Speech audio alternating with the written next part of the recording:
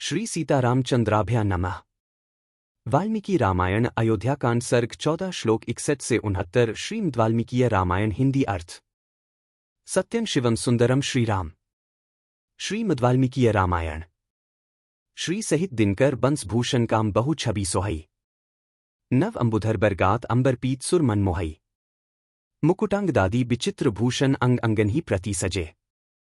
अंभोज नयन बिसाल उर्भुज धन्य नर निरखंतीजे। नमस्कार दोस्तों, स्वागत है आपके अपने चैनल पर। आज पढ़िए वाल्मीकि रामायण अयोध्याकांड सर्ग 14 श्लोक 46 से 60 का भावनात्मक हिंदी अर्थ। श्रीराम की विदाई यात्रा, नगरवासियों का दुख, परिवार गुरुमित्र संवाद और नीति का संदेश। पिछले एपिसोड में पढ़ा राजमहल का शोक, श्रीराम की विदाई, माता पिता, गुरु और प्रजा की व्यथा, परिवार नीति का आत्मबोध। आज के प्रसंग में अयोध्याकांड सर्ग 14 श्लोक 46 से 60, श्रीराम का नगर भ्रमण, नगरवासी संवाद, गुरु मित्र परिवार त्याग और आत्मा के गहरे बिंदु। यदा वक्तुं स्वयं दैन्यान्न शशाक महीप्तिया तदा सुमंत्रम मंत्रज्ञा कैकेयी प्रत्युवाच 61। जब दुख और दीनता के कारण राजा स्वयं कुछ भी न कह सके, तब मंत्रणा का ज्ञान रखने वाली कैकेयी ने सुमंत्र को इस प्रकार उत्तर दिया। 61। सुमंत्र राजा रजनी राम हर्षस्मुत्सुकः प्रजागर प्रश्रांतो निद्रावशमुपागतः 62। सुमंत्र राजा रात भर श्रीराम के राज्याभिषेक जनित हर्ष के कारण उत्कंठित होकर जागते रहे हैं। अधिक जागरण से थक जाने के कारण इस समय इन्हें नींद आ गई है। 62। तद्गच्छ त्वरितं सूत राजपुत्रं यशस्विनम् रामाने भद्रन्ते नात्र कार्या विचारणा 63। अतः सूत तुम्हारा भला हो, तुम तुरंत जाओ और यशस्वी राजकुमार श्रीराम को यहां बुला लाओ।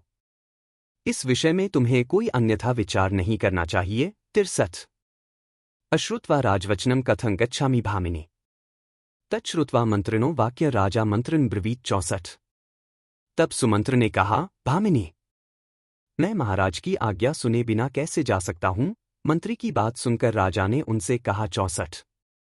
सुमंत्र रामन द्रक्ष्यामि शीघ्रमाने सुंदरम समन्यमानः कल्याणम हृदय ननंद च 65।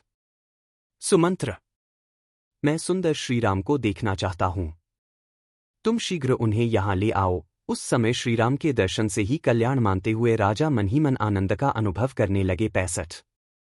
निर्जगाम च सप्रीत्या त्वरितो राजशासनात् सुमंत्रश्चिंतयामास त्वरितं चोदितस्तया 66।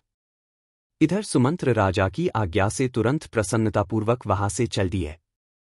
कैकेयी ने जो तुरंत श्रीराम को बुला लाने की आज्ञा दी थी, उसे याद करके वे सोचने लगे, पता नहीं यह उन्हें बुलाने के लिए इतनी जल्दी क्यों मचा रही है। 66। व्यक्त रामाभिषेकार्थे इहायास्यति धर्मराट इति सूतो मति कृत्वा हर्षेण मेहता पुनः 67 निर्जगाम महातेजा राघवस्य दिदृक्षया साग्रहृद संकाशात् सुमंत्रोन्तः पुरात् शुभात् निष्क्रमे जनसंबाधन ददर्श द्वारमग्रतः 68। जान पड़ता है श्रीरामचंद्र के अभिषेक के लिए ही यह जल्दी कर रही है। इस कार्य में धर्मराज राजा दशरथ को अधिक आयास करना पड़ता है, शायद इसीलिए ये बाहर नहीं निकलते। ऐसा निश्चय करके महातेजस्वी सूत सुमंत्र फिर बड़े हर्ष के साथ श्रीराम के दर्शन की इच्छा से चल पड़े। समुद्र के अंतर्वर्ती जलाशय के समान उस सुंदर अंतःपुर से निकलकर सुमंत्र ने द्वार के सामने मनुष्यों की भारी भीड़ एकत्र हुई देखी। 67 से 68। ततः पुरस्तात् सहसा विन्यसृतो महीप्तेर्धार्गतान् विलोक्यन् ददर्श पौरान् विविधान् महात्मानुपस्थितान् द्वारमुपेत्य विष्ठितान् 69। राजा के अंतःपुर से सहसा निकलकर सुमंत्र ने द्वार पर एकत्र हुए लोगों की ओर दृष्टिपात किया। उन्होंने देखा बहुसंख्यक पुरवासी वहां उपस्थित थे और अनेकानेक महाधनी पुरुष राजद्वार पर आकर खड़े थे। 69। इत्यार्षे श्रीमद् रामायणे वाल्मीकीय आदिकाव्ये चतुर्दश सर्गः 14। इस प्रकार श्री वाल्मीकि निर्मित आर्ष रामायण आदिकाव्य के अयोध्याकांड में 14वां सर्ग पूरा हुआ। 14। कल जानिए अयोध्याकांड सर्ग 15 श्लोक 1 से 12, वनगमन के आगे की कथा, नगर का नया संवाद, माता पिता का दर्द और कैकेयी की सोच। अगर वीडियो अच्छा लगे तो लाइक करें, शेयर करें और चैनल को सब्सक्राइब करें। हर दिन पढ़िए वाल्मीकि रामायण की प्रामाणिक हिंदी व्याख्या, नीति, त्याग, परिवार संस्कृति और संस्कार सिर्फ हमारे साथ। धन्यवाद। जय श्री राम। बार बार बर मागो हर्षी देहु श्रीरंग। पद सरोज अनपाइनी भक्ति सदा सत्संग। कथा विसर्जन होत है, सुनो वीर हनुमान।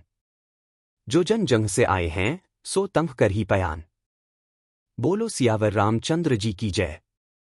राम भक्त हनुमान जी की जय। उमापति महादेव जी की जय। मंगल भवन अमंगलहारी। द्रवहु सुतसरथ अजिर बिहारी। दीन दयाल बिरिदु संभारी, हरहु नाथ मम संकट भारी। जय सिया राम जय जय सिया राम।